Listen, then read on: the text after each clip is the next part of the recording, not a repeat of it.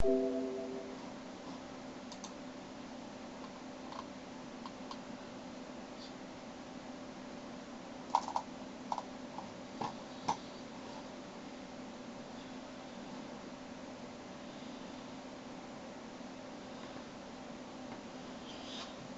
hello, hi, it's Paul Chadwick here. I'm going to be the guide on the Linux Bash and file system tutorial here.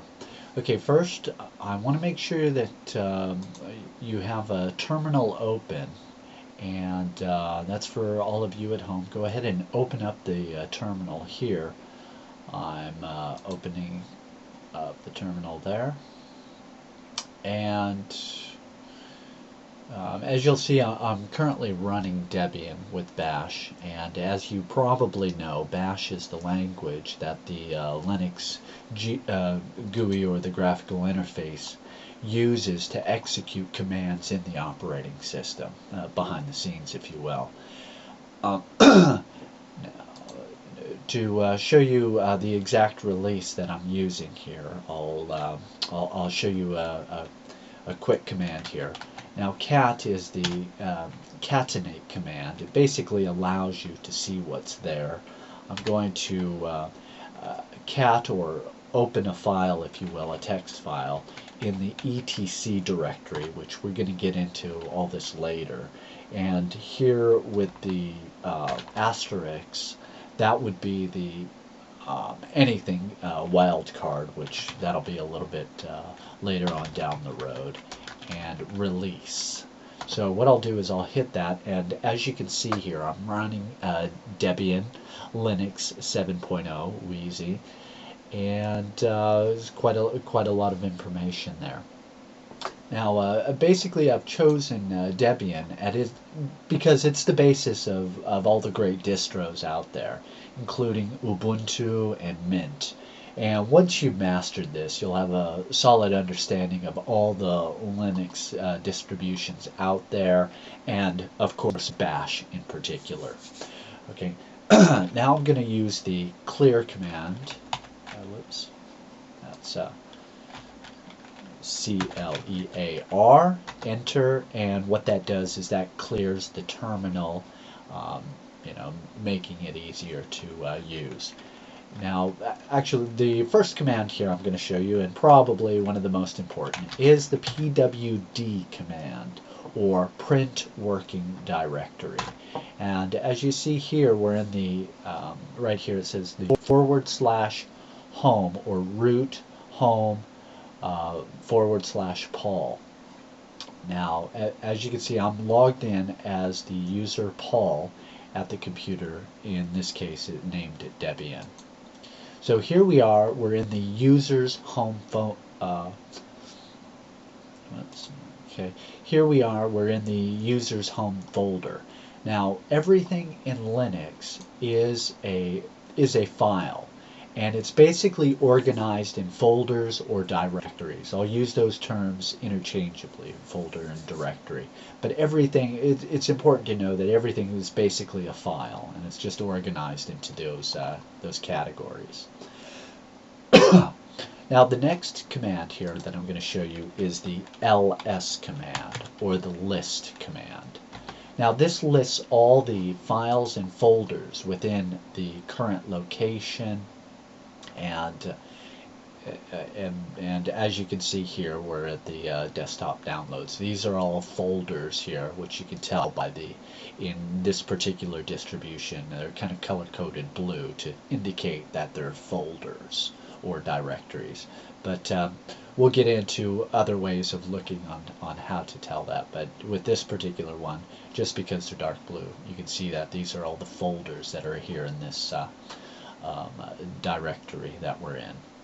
Now, what we want to do is we want to go ahead and look at the heart, or the base, the root as they call it here in Linux.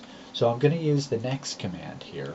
It's called cd, or change directory command. And I'm going to put a space and a /. Now, as you can see here, we've got the /, and so it's going to take us to the heart or the root here. And if I do a pwd or print working directory, you can see that, aha, there we are. We're at root. Okay. Okay. Now here at root, we're going to go ahead and we'll do an ls command or list command to see what other folders and files are available. So this is at the root. This is kind of like the C colon, but it's actually more than the C colon of Windows, because this shows everything in the computer, if you will. And so here you can see many different folders. As you can tell, they're all dark blue, including this temp folder, which we'll get into. And I'm going to go a brief intro into all these folders. And these two light blue ones here, if you will, the VM Linaz and the intro.image. These two are files. They have to do with basically the kernel of as the operating system is running and part of the boot up process. So these two here are actually files, and all the rest of these names here are directories or folders. Now the first one, and go ahead and along with the terminal, just get in the habit of go ahead and changing those directories with the cd command and moving back to where we are. So what I'm going to do is I'm going to first cd into the /bin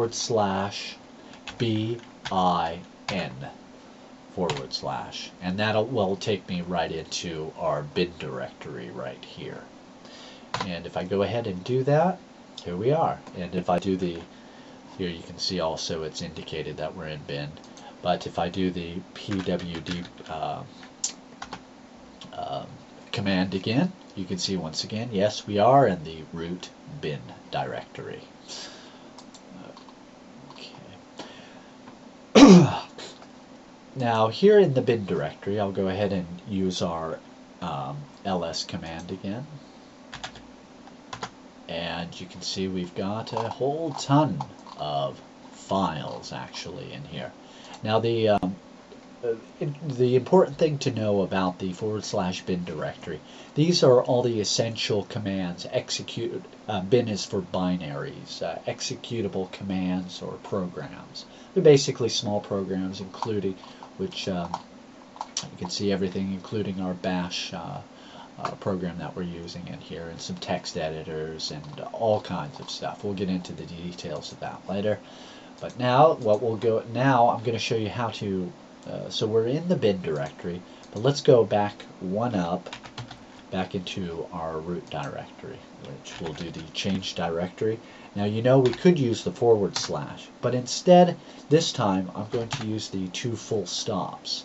Now this just takes you up one level, if you will. So if I do a pwd here, you can see we're back in root. I'm going to go ahead and use that clear command and clear the screen. I'll go ahead and do the pwd print working directory. Yes, we are in root. I'll do the ls command to see all the folders, and we knew we were just in bin. Now let's go ahead and quickly change into the boot. Now I'm going to show you another quick way to do it. Instead of just typing the /bo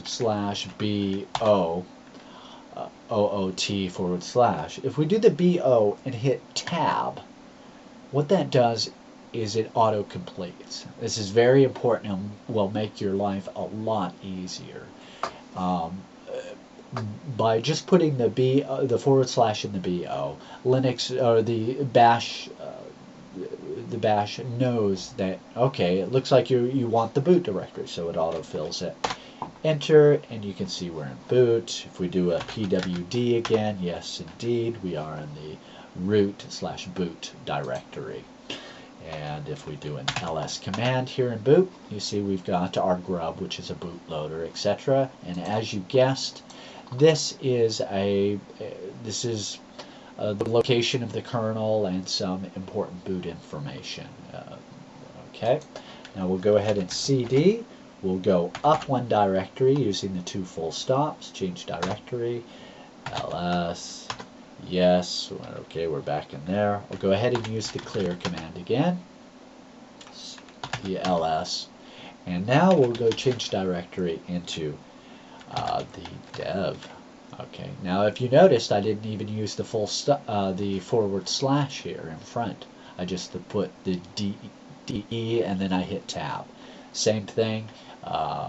Bash is quite intuitive in that sense. It knows, okay, DE, it's got to be dev that you're looking for. Enter the ls command and look at all this. Okay, now the dev folder, this is your device folder. This is for all the devices that your system can or is currently using. And again, these are all folders. They're just color-coded differently for various permissions, which we'll get into a bit later. Okay, I'll clear the screen. I'll CD using the /, which is an absolute address, to get back into root. pwd, yes, we are in root. ls, and now let's change directory into the etc folder. Now, if we do an ls here, now what the etc or etc folder or directory is, this is configuration files. This is for tweaking a lot of the various programs that you might have going, including, you'll have a, let's see, here we go, bash configuration and a lot of other stuff that's really fun to tweak and to your heart's content, if you will, and really make some wonderful changes with that. Go ahead and we'll clear this. We'll again change directories back into the root directory. We'll do an ls command to list our folders again, and we won't look at the home directory quite yet. Let's check out our lib folder or libraries. Whoops. Okay, now I use the autocomplete again, and this time it stopped at the B. It's wondering, okay, do you want the library folder here or is it lib64? Now I'll go ahead and put the / and that will indicate it's the lib folder here, or libraries folder. If we do an ls command here, now this is where all the programs or any programming language you might have on here, where generally is the folder where you want to hold all those libraries for that. Okay, for those things, which cd, go back to root, ls, here we are again. Okay, now the lib64 is another very similar one, except this has to do with the library files that are compatible for a 64-bit machine as I'm running here. Okay, so cd lib64. There we go. Alright. Okay, the lost and found directory. Lost and found. Okay, now with the lost and found, you can see there was permission denied. Now that's because you need root access. Now the lost and found folder is basically used for fragmented files that might have been recovered from a scan, etc. That's where the operating system will store those files. So now next we've got our / media, and we do an ls there. Again, this is external media that would be mount points for removable media, like a CD-ROM, as you see. And we'll go ahead and CD down. Clear the screen. I'll do an ls, change directory into a very another important one. We do an ls. Now this is the mount directory. This would be for any media that you've mounted or devices that might be temporarily mounted on the to read. As you can see, we don't have anything on here. Change directory again. ls. We'll cd into our optional or our opt directory. Here, this is for whoops. Now this would be for any application software packages that you might downloaded. It would be basically any add-ons tend to be put in that directory. Okay, cd back into root, ls, go ahead, whoops, go ahead and clear the screen again, ls. Okay, and now we've got our processes folder or our proc folder. So cd r ls. Now this would be a file system documenting a lot of the kernel processes. A lot of these are text files about the network, etc. Okay. Oops. Clear the screen. ls. So that's our processes folder, and go ahead and look at root, cd root. Okay, now this root folder is for the administrator. This would be the home directory for the root user or administrator on the system. It works a lot like the home file that we didn't look into, but it's configuration files for the administrator. Okay, and we go ahead and cd into the run directory, ls.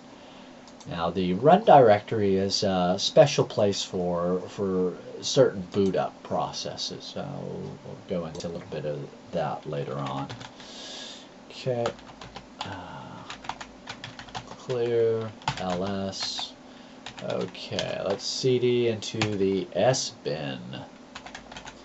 Now, as you might guess, the sbin directory is very similar to the bin directory, which we mentioned were binaries or small executables.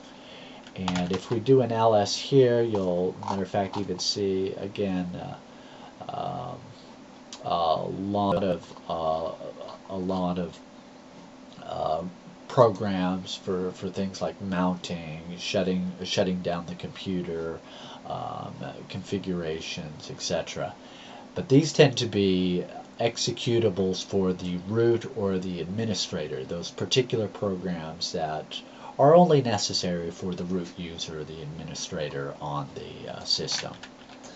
Okay, we'll go ahead and cd back into root, clear the screen, and we'll do a pwd just to keep getting used to that, to see, aha, yes indeed we are at root. Now it's important to realize this is root but not the root directory, because as you can see here we have a root directory, which as we mentioned is the configuration files for the administrator or root user. This is called root, that is the root directory. It's important to, when you're looking at documentation or someone's talking about root, to be specific. Are you talking about root or the root directory or folder?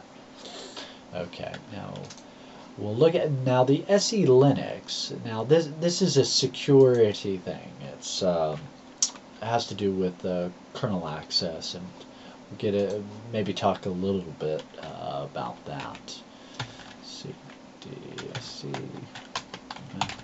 ls, and as you can see there's nothing in there right now. cd. Okay, we'll take a look at next would be our services directory.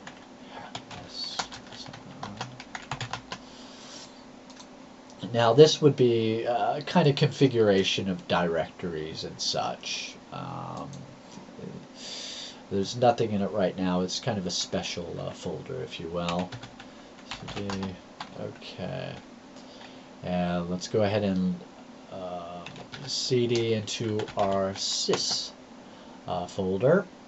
Now here, this is where some core OS processes are in here. You know, as you can see, firmware, devices, classes, kernel, etc. And again, that's kind of, it's one of those kind of no-go areas to you, unless you really know what you're doing.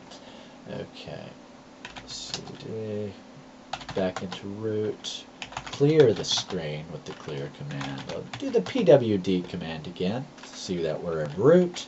We'll do the ls command again to see all the files in there. Okay, now what else do we have? Okay, we have our temporary directory here. Now, as the name suggests, this would house temporary files for, you know, certain documents or pictures that the software might set up a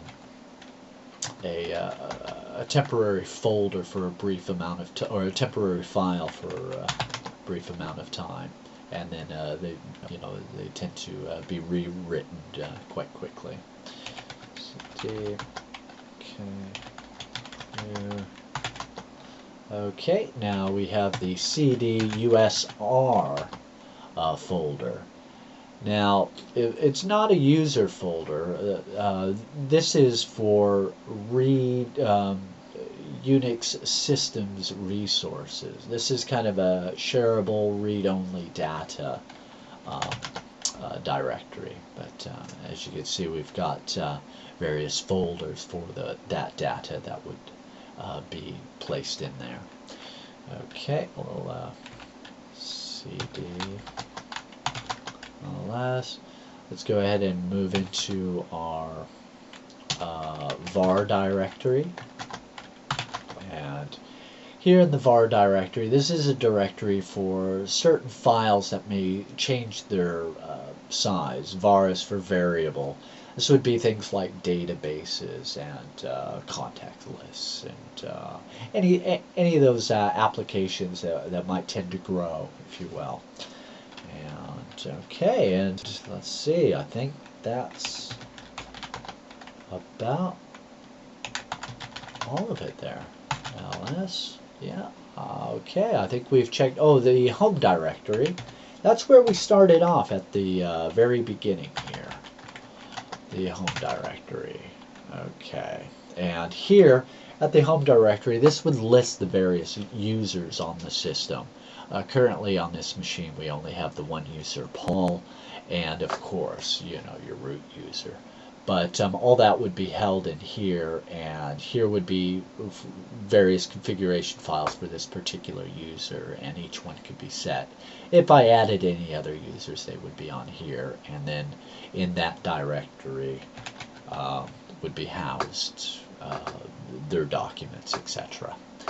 And we'll go, so that there is the a quick overview of the Linux root directory system and all the major file systems contained there within. And from here on out, we'll focus on bash commands, but I wanted to give a quick overview of that.